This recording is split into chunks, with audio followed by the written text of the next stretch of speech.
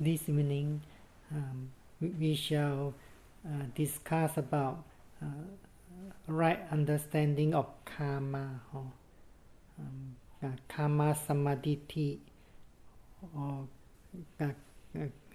karma sankata jnana, or the knowledge of one's responsibility for one's own actions. It's because such knowledge is a foreigner's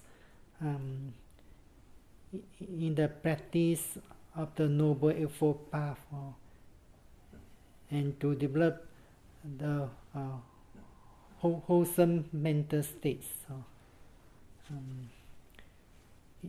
If one doesn't endow with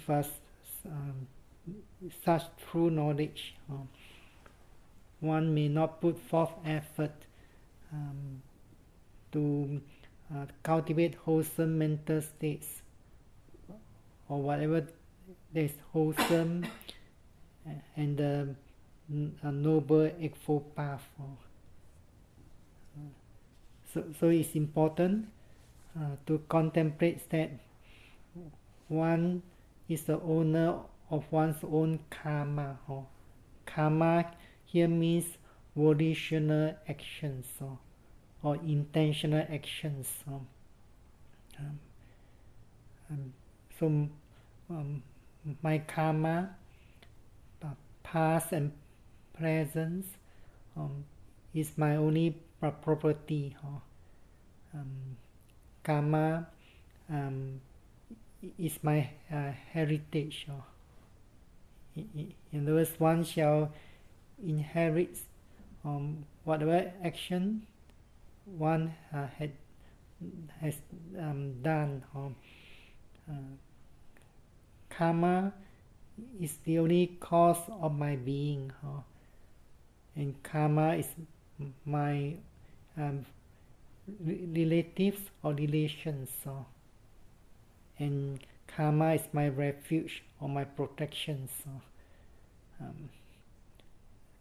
So it's important to understand the teaching of karma and its results. When meditators could observe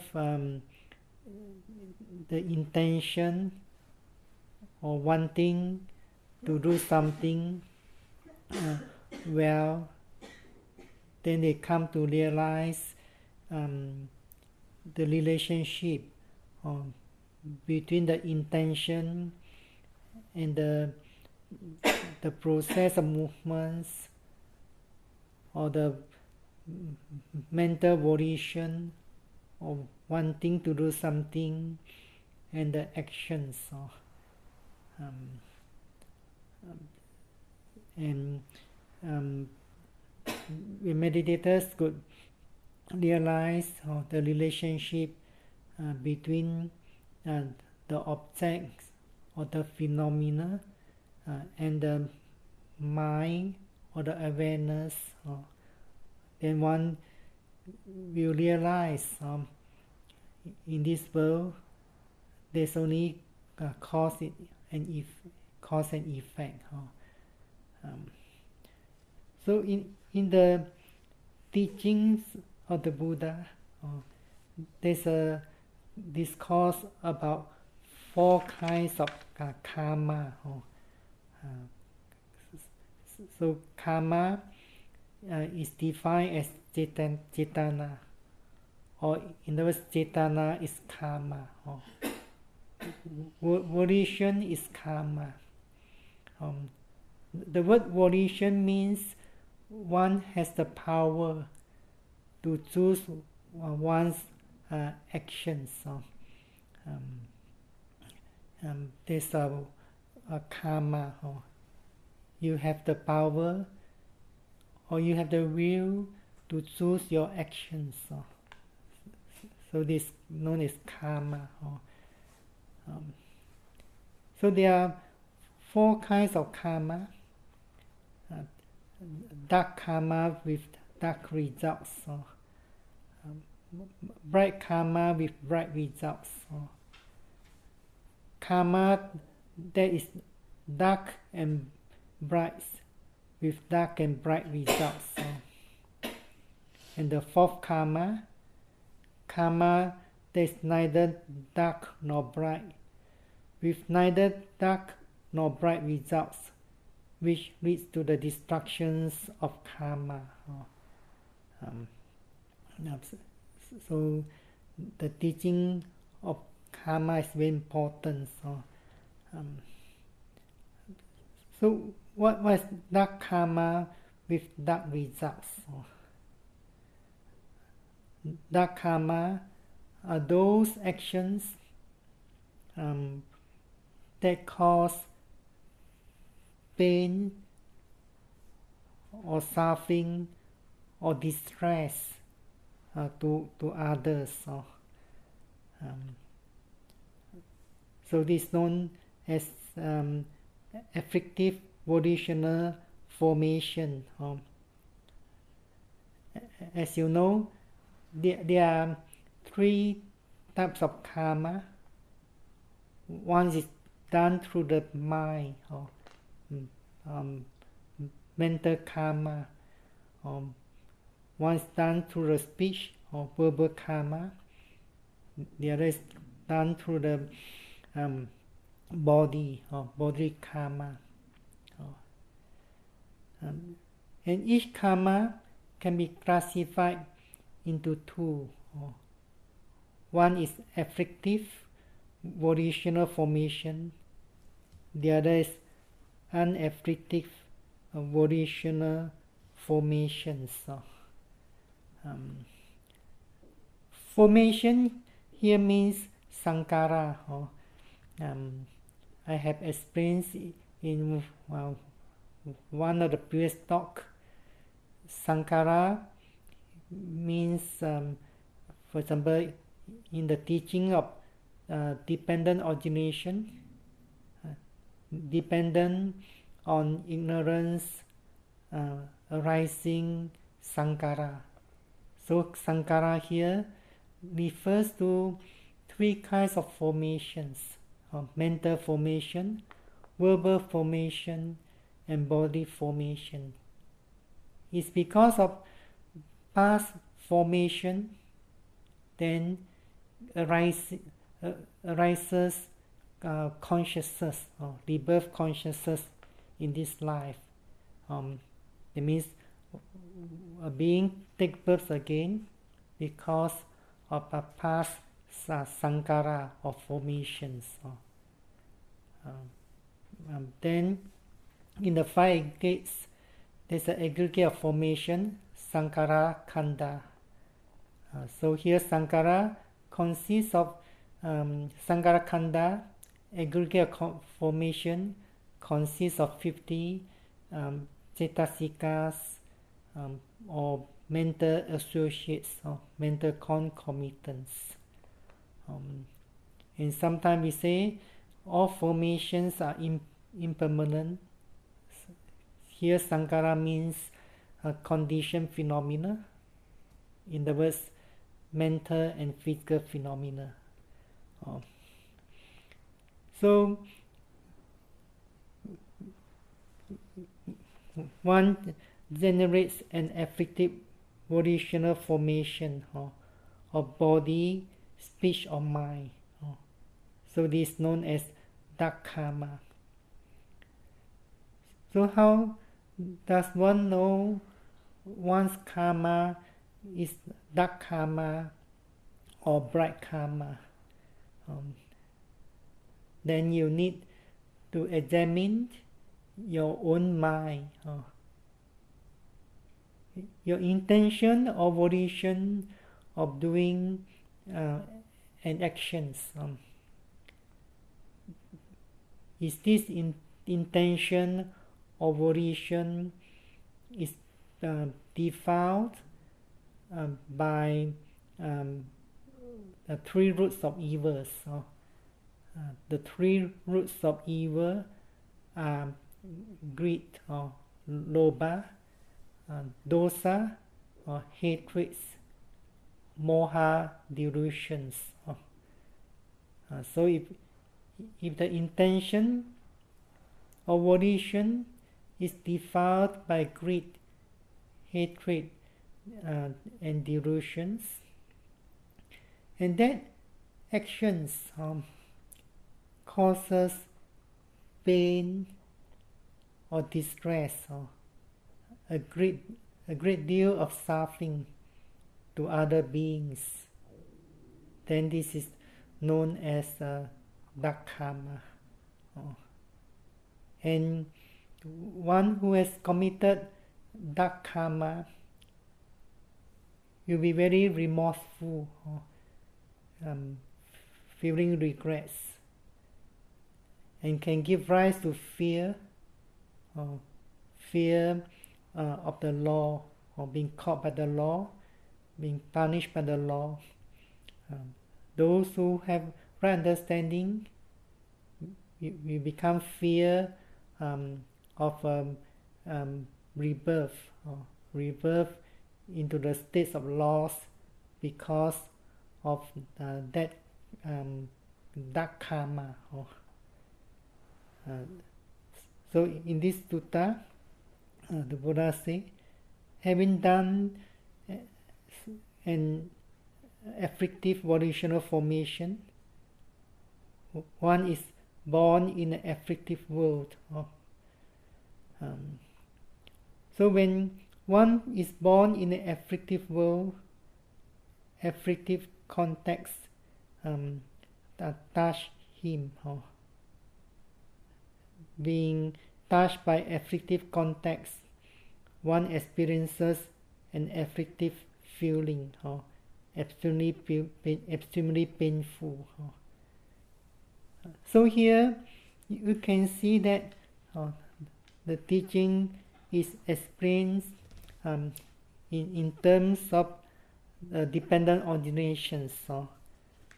As you know, there are 12 links of dependent origination. The first is ignorance. Dependent on ignorance arises formation. Here means karmic formation. Dependent on sankhara or karmic formation arises consciousness. Here consciousness means a rebirth consciousness. So when there's arising of this rebirth consciousness, dependent on this consciousness arises mentality and physicality. So dependent on this mentality and physicality arises this sixth sense basis. In other words, the sixth sense door. So when you have sixth sense door, then there will be six contacts. That means there's a contact through your eyes, contacts through your ears, the nose, the tongue, the body, and the mind. So contact, dependent on contact, arises feeling.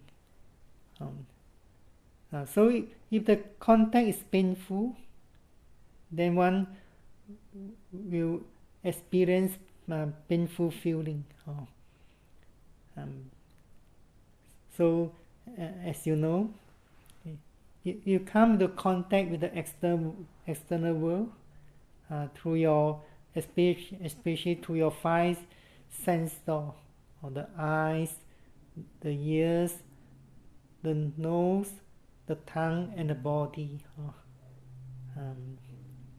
If the contact is painful, then the feeling is not pleasant.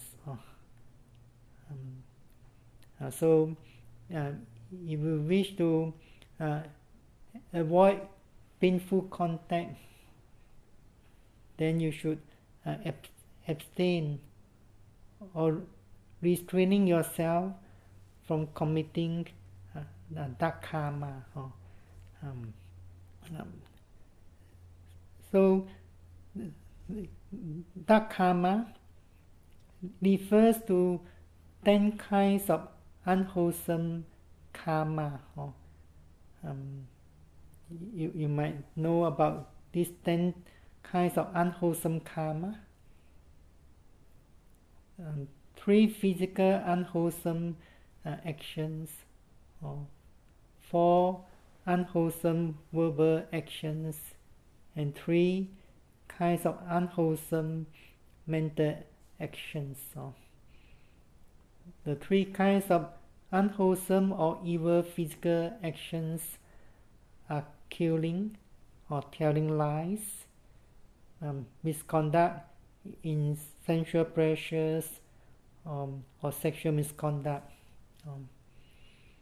The 4 kinds of unwholesome verbal actions are telling lies. The second is divisive speech, or speech that cause disharmony between 2 good friends or 2 groups of people. The third is harsh speech. The fourth is idle chatters or gossips. So these unwholesome physical actions, unwholesome verbal action produce painful results.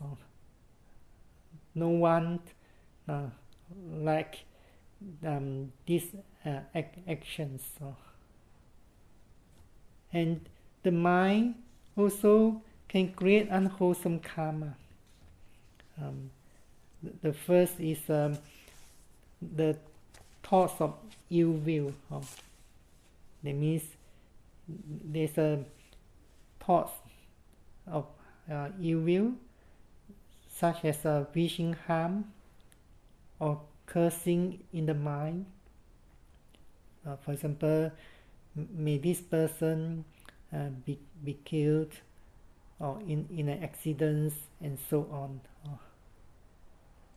Then the second unwholesome mental action is known as covetous.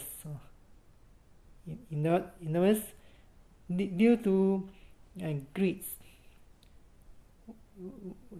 there's a rising of unwholesome desire or longing for what belongs to others. And the third unwholesome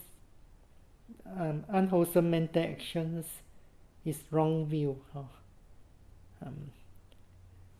What is this wrong view? For example, there's nothing given, nothing offered, nothing sacrificed.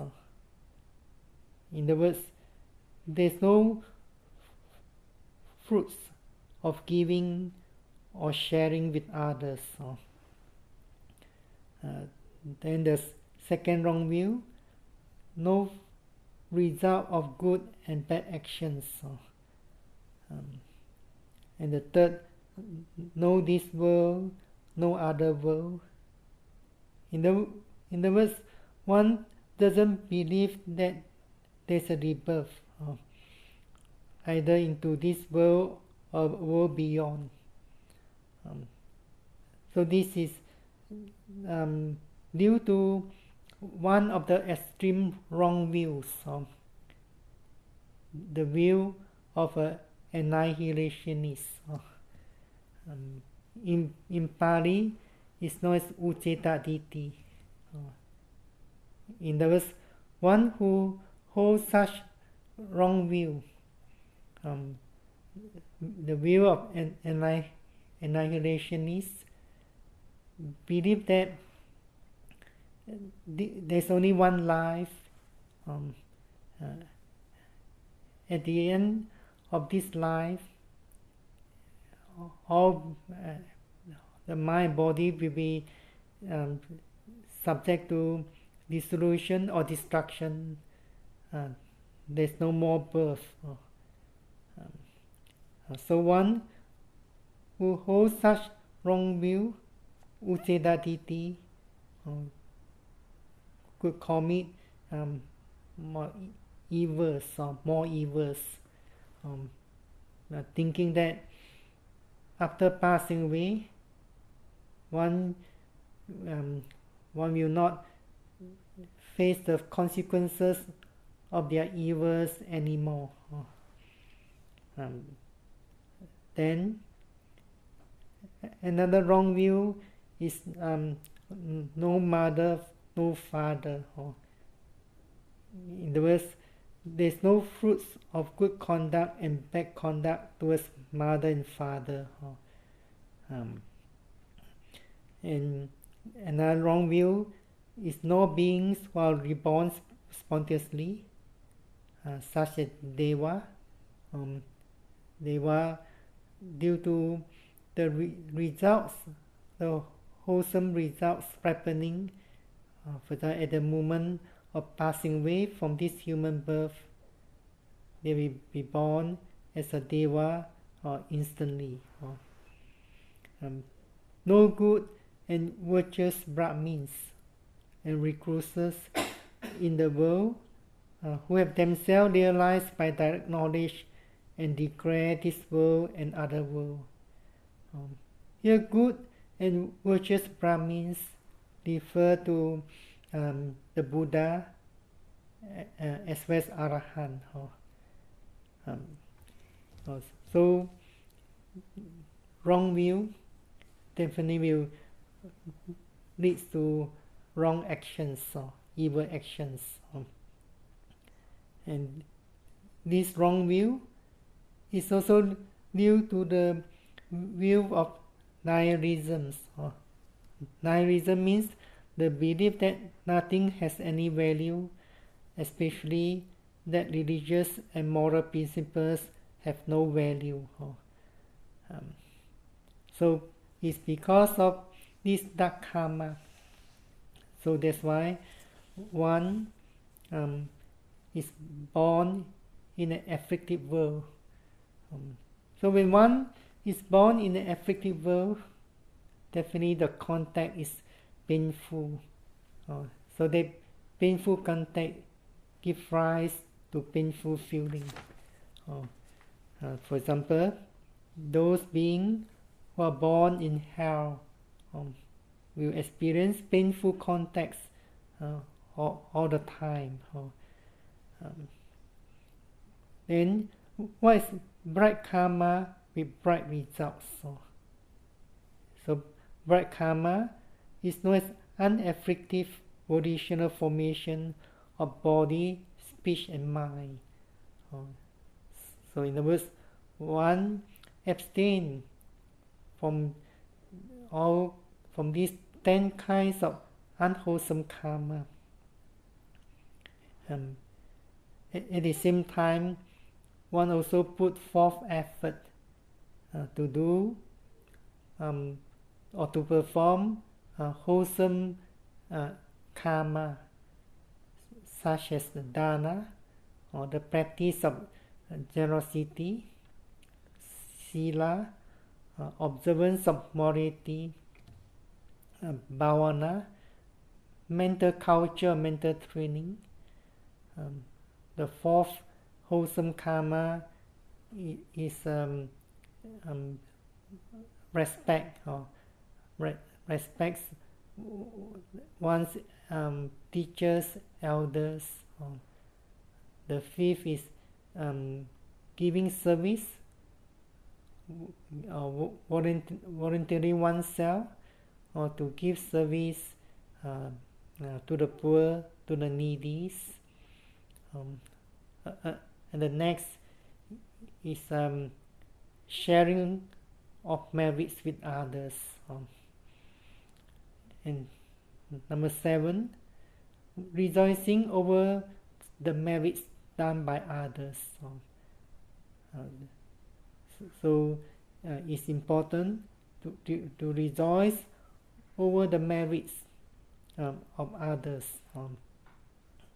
And the next is hearing the teachings of the Enlightened One in order to gain wisdoms. The second last is teaching the Dharma or sharing the knowledge of Dharma with others. So, as you know, the gift of Dharma excels other gifts. And the last wholesome meritorious actions or wholesome karma is strengthening one's will. It means one has to put forth effort to overcome a wrong view. So if one has been doing unafflictive volitional formation, then definitely one will be born in the unafflictive world. So when one's born in unafflictive world, then there's only unafflictive context touch one. In other words, the context is very present.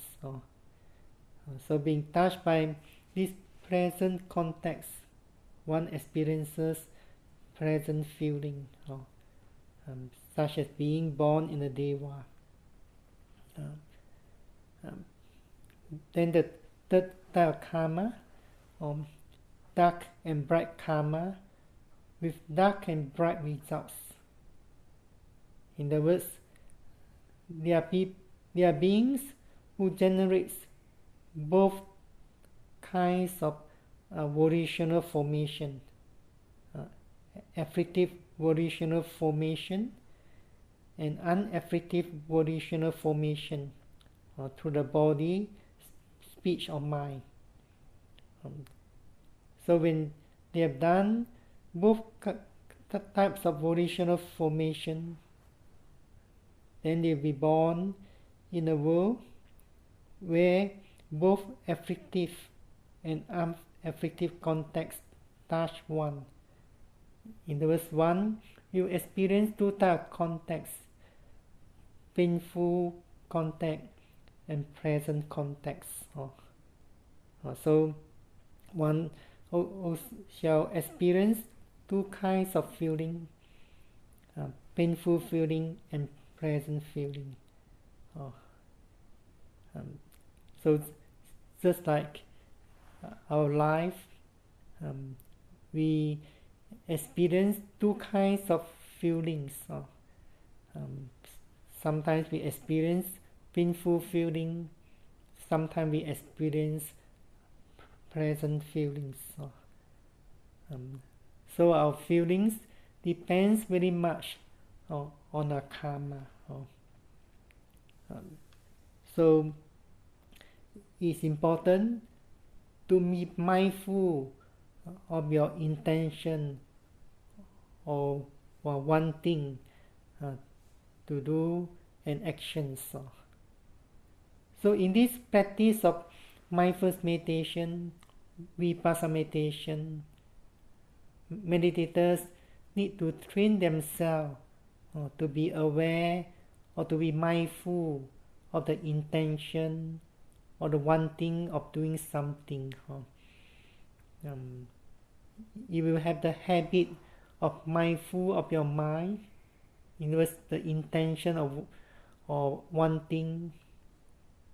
Then you shall become very much aware of your intention or wanting to do something in your daily life. Then you shall be able to detect or realize your intention is arising out of greed, hatred or delusion, or the intention is due to feeling of loving kindness, compassion, wisdom. So in this practice of mindfulness meditation, meditators have to train themselves to mindful and note the intention and the wanting. But if the mindfulness and concentration are not yet strong enough, meditators could not perceive the intention clearly. Every process of movements is preceded by intention.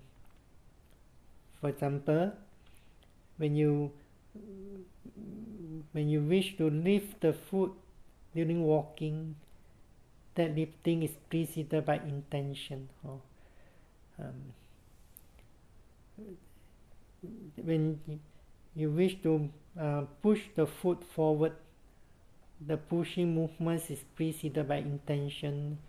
The process of dropping is also preceded by intention.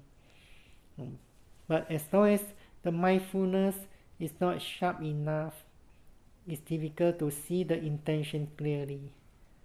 Sometimes meditators could not perceive the intention. So if meditators could not perceive the intention, then they should not make any mental noting.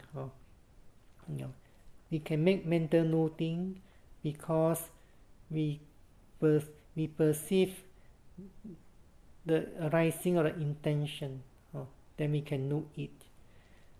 But sometimes intention, which is a mental process, arising and passing away very instantly, meditators merely be aware there's intention, then the process of movements happening or arising very instantly, then they may not be able to make a mental noting on that intention.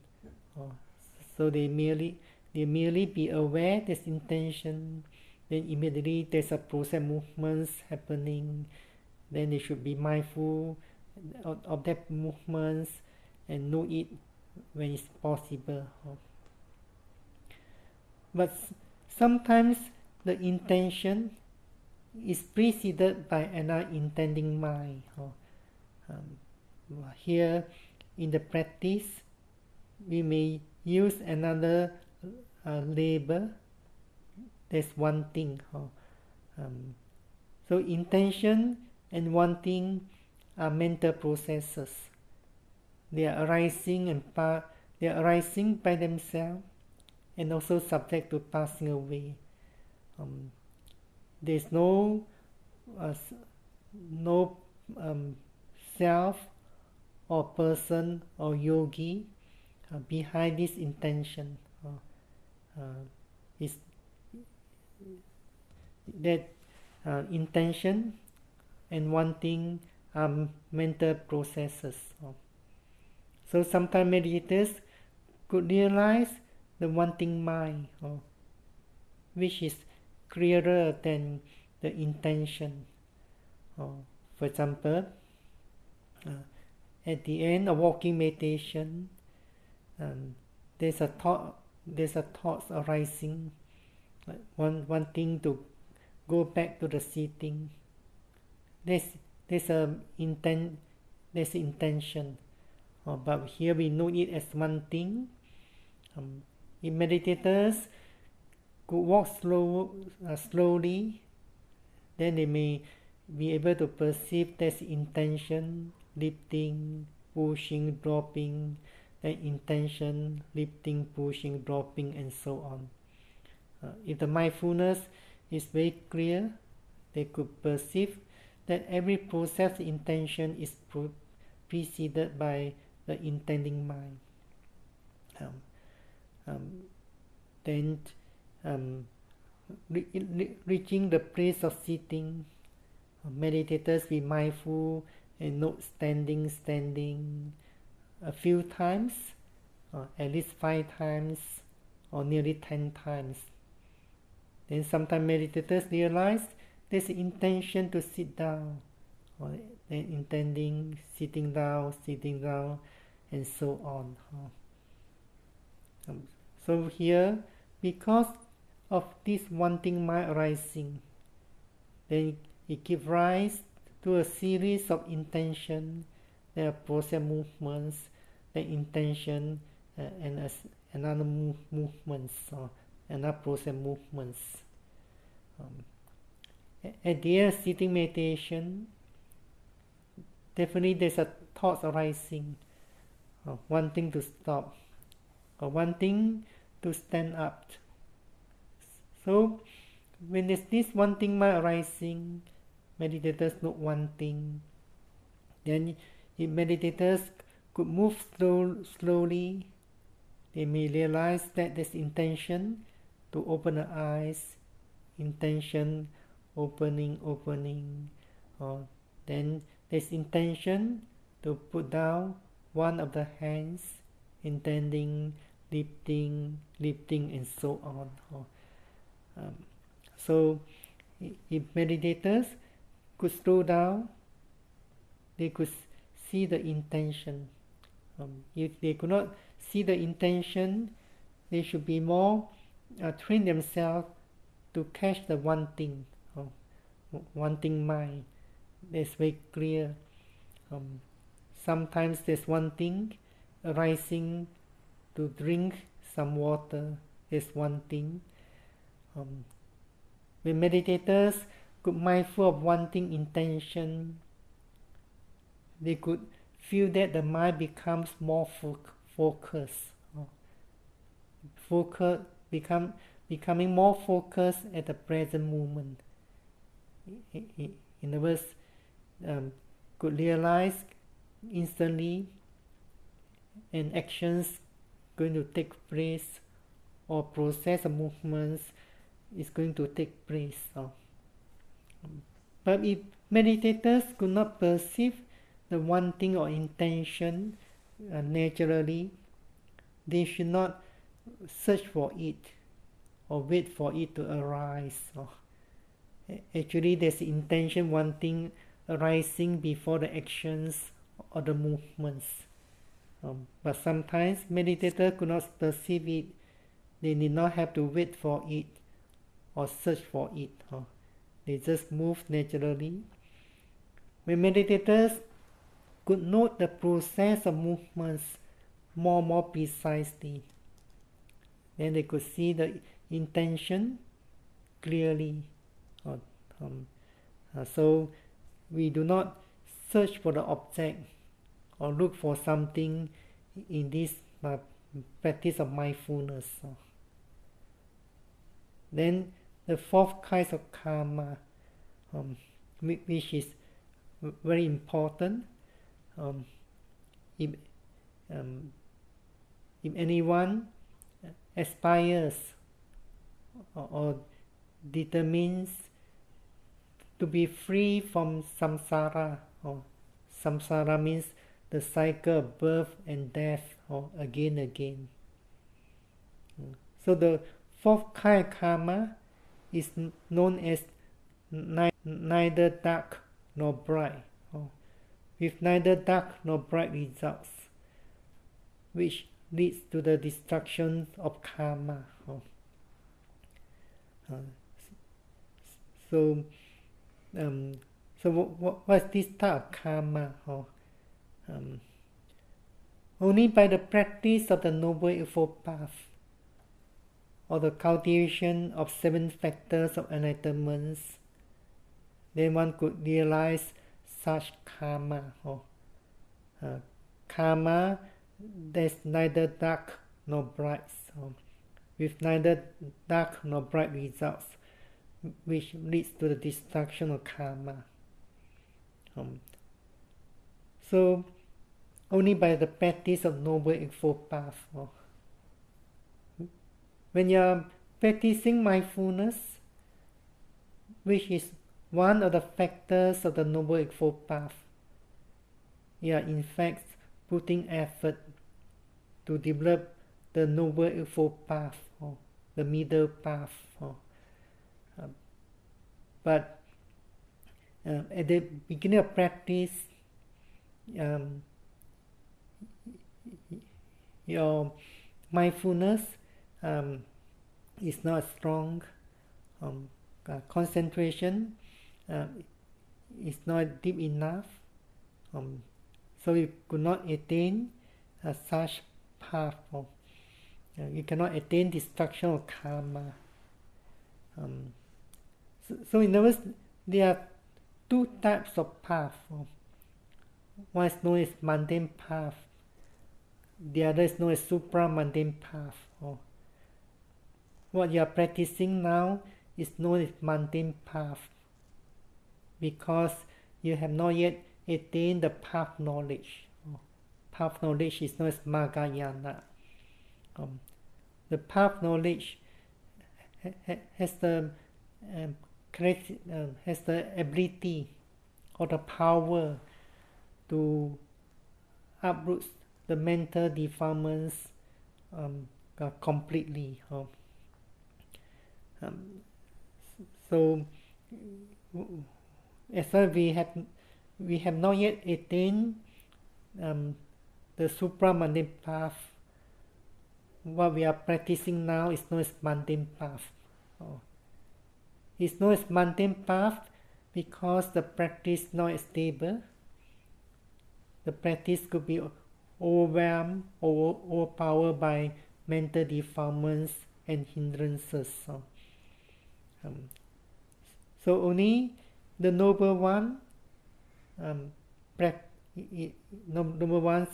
are practicing the supra-mundane path.